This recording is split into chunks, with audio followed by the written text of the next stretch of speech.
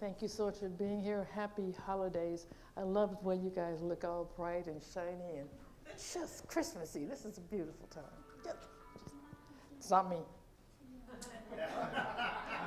Of course. So I want to talk today about keep ascending. Keep ascending. And the reason why I want to talk about that is because there are a lot of haters in the world. There's some haters. And they're not trying to be haters. They simply are afraid. You're doing something, they don't understand how you do that. How did you get that promotion? They didn't get it. How can you sing as beautiful as you do? How do you play that instrument the way you do? Why does everybody want to be around you all the time? They have these questions and they don't understand why that is and why they aren't a part of that. Why isn't what they can do? Well, here's the reason. Because everyone has a gift. Everyone it comes to this earth with what is theirs to do. In Jeremiah 1-5, it says, God knew you in the womb, knew you, and ordained you to do what you are here to do. And so many people don't get that. So they're trying to do you as opposed to doing what's theirs to do because they haven't discovered it. Or they know it in their hearts, but they don't really know how to move forward with it. Really don't know how to do that. So the way that it goes, and the reason why I chose to use Keep Ascending is because there's a story, and it's not a made-up story, it's true. I looked it up on the Google, and the Googler told me, so it must be true. That eagles are always getting pecked by crows. And it's because crows are gangsters. You heard the murder of crows. They're always in a little gang and always attacking those that they think are in their space or in their hood, you know.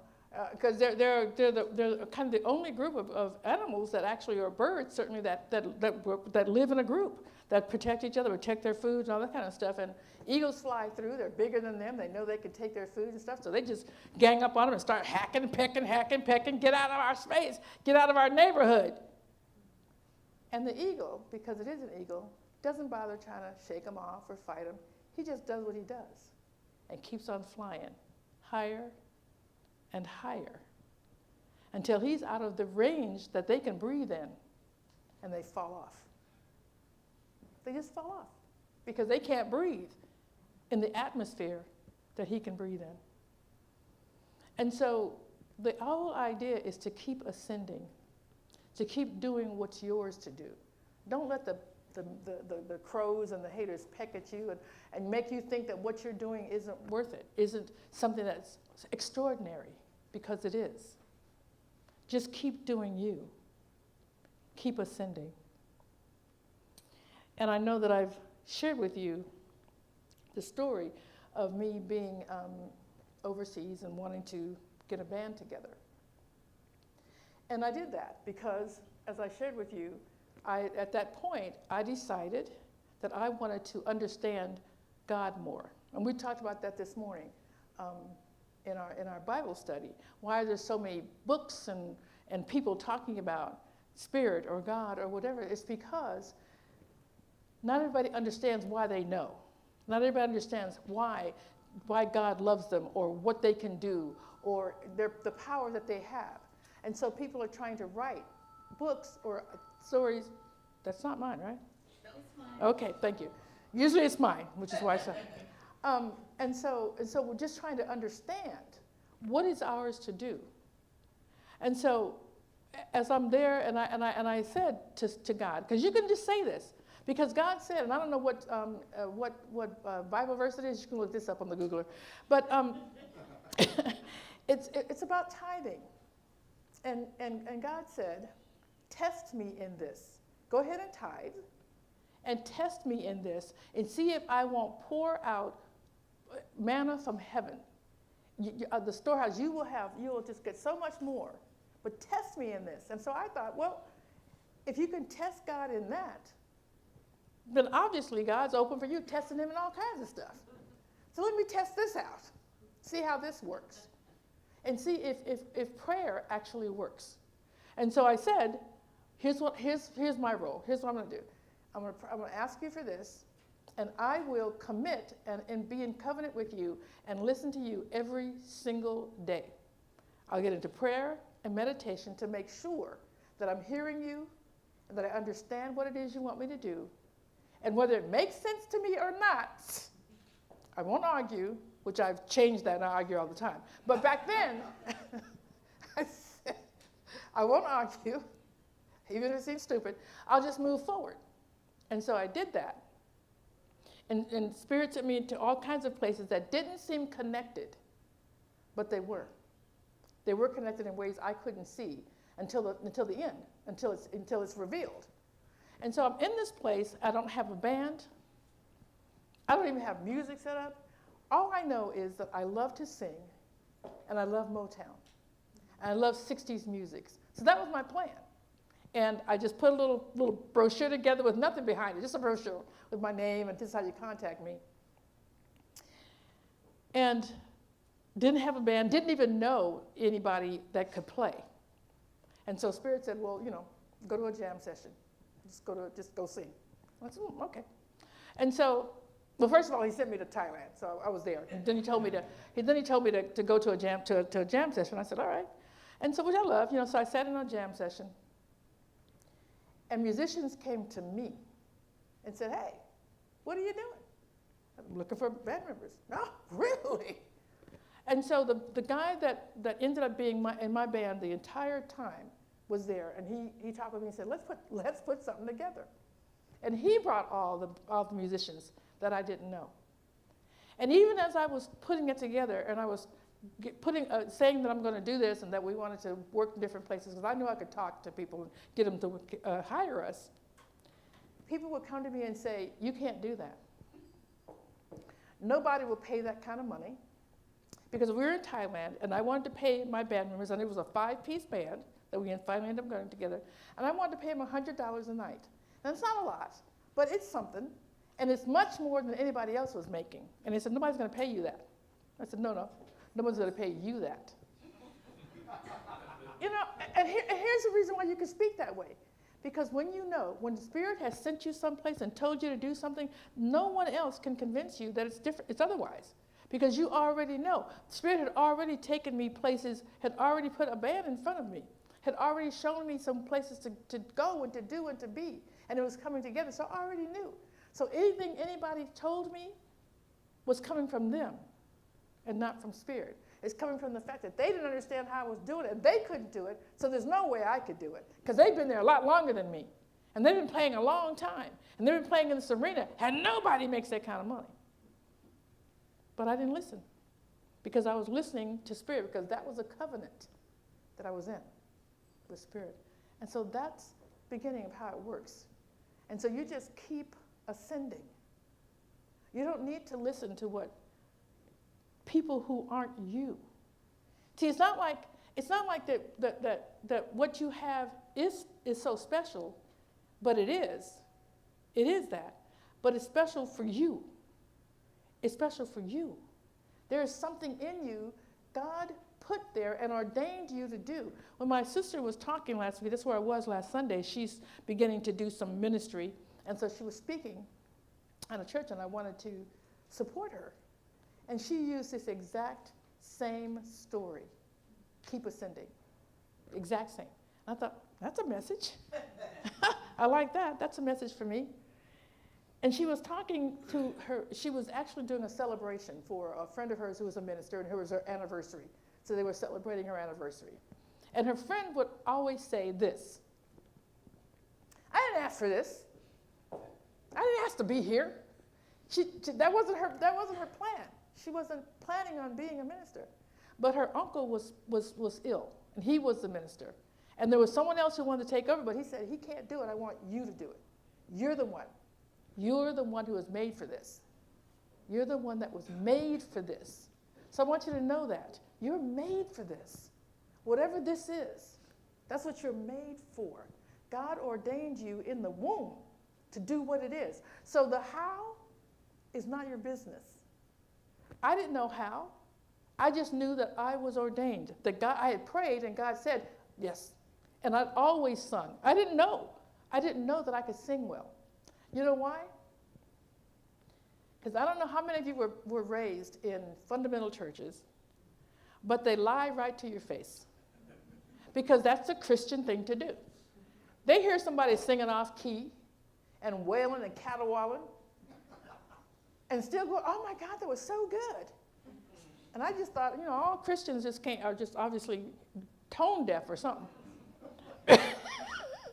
Because that wasn't true. So when they told me I could sing, I go, right, I got it. Yeah, okay, thank you. So I never believed them. Never believed it. It wasn't actually until I was married to Jason, I think, for 5 years. And one of my best friends, his sister passed away. And he asked me to sing Amazing Grace. And sure, I said, sure. So I sang Amazing Grace. I'm standing here singing Amazing Grace. My husband's back at the back wall. And I'm looking at his face, and he's going, and I'm like, oh my God, am I singing wrong? Is something happening? What's going on? And so when it was over, he's like, you have never told me you could sing. And I'm like, what are you talking about? Because we hadn't found this. We hadn't found this yet. And so we were stumbling around. I wasn't working in a church at that time, so that's the only place I've ever sung. So I didn't know. So the point is, your gift comes so easily for you. Sometimes you ignore it. You don't realize it's a gift. You don't realize not everybody can do it the way you do it. Bring it the way you bring it. But it is. If it brings you joy, that's your gift. That's the reason you have it. And you are meant to do more with it than just keep it to yourself. Keep ascending. Keep rising. Keep doing what is yours to do. Because that's what you're here to do. That's what you are ordained to do and to be. If it's love, then just love. It's okay that the rest of the world is looking at you like, are you on drugs? How can you be so happy? How can you do, that is mine to do. I love being around people. I love people. And I was at home the other day, and my doorbell rang. I thought it was you. Because you always drop by, I just ring the doorbell, so I just figured it was you. And I opened the door, and it was these two beautiful blonde boys, Mormons. Just sweet, and they said, and I just stepped outside, I was talking to them, and they said, have you heard of Mormons? And I said, I have, actually. And they said, well, what have you heard? And I said, probably nonsense. Because I don't know any Mormons, so anything I'm hearing is somebody else's idea. And I said, because, I just hear what I hear on TV and the news, whatever. So they said, well, did you know that the Book of Mormons is actually the New Testament? And I said, no, I actually didn't know that. I didn't know that. He said, yeah, so that's what we just talk about Jesus. And I said, so do we. That's what we're all about. It's just loving one another. And I said, so you're familiar with the Bible? I said, I'm not a Bible scholar, but I'm familiar. And that's what we know. And I said, what I know now, standing here with you, is that we're one. That's what I know. That you are love and I am love. And I appreciate you being here. Thank you. And they said, then they took another step and they said, well, can we come in and show you some stuff? And I said, absolutely not. Because I'm just as committed to what I know and how I bring it as you are to what you're doing and what you're bringing. But I really appreciate you stopping by and telling me that. Can I get you a bottle of water on your way? And they said, no, they have some, but thank you so much. It's just beautiful, and that's what you do. That's what love looks like. Do you understand? You don't have to be afraid. You don't have to conform. You don't have to do anything other than just show up as love, whatever it looks like for you, if that's what it is that you do. Whatever it is that you do, do that. So keep ascending. Keep knowing what you know. Don't worry about what the haters are saying. And I don't like using that word just because it's popular and I know that you would understand. But I'm saying that people will discourage you. People will ask you, tell you, no, not even ask, tell you. That's not possible. You can't do that. Who do you think you are? What do you think you're doing? Are crazy? All these words, all these things, but that's because they don't know what you know. This is yours to do. And if it's yours to do, nothing. How many of you have just known that there was something you were going to do and nothing stopped you from moving forward? How many of you have done that? We all know what that looks like. We know what it looks like. When you know, you know. It doesn't matter what anyone else says. So know who you are. Know that you know. And move forward with the thing that you love, because that's what you're here to do. That's what we're all here to do. We all have something that we're here to do. So what are the 3 action steps that I'd like to leave you with? Do what you love. It seems really that we, in this society, it's all about logic. Like when you go to school, you know, if you go to college or you go to school, the next step that you're going, do something that's going to make you money. That's the thing people tell you. Do something that's going to make you money. Singing, acting, a comedian. You're going to be broke the rest of your life.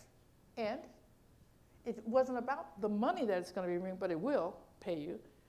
It's about that it brings you joy, regardless of what anybody else says. So do what you love, even if you don't think it makes sense. Do what you love anyway. Just head in that direction and let Spirit show you how. Let Spirit show. So do what you love. If you can't, number 2, if you can't do what you love, bring what you love to what you do. Bring your love to what you do. I remember working at, I'll tell you guys the story for you. It's always so, it makes me laugh every time I think about this story. But I'm working at Continental Airlines. I was a mechanic for Continental Airlines in Los Angeles.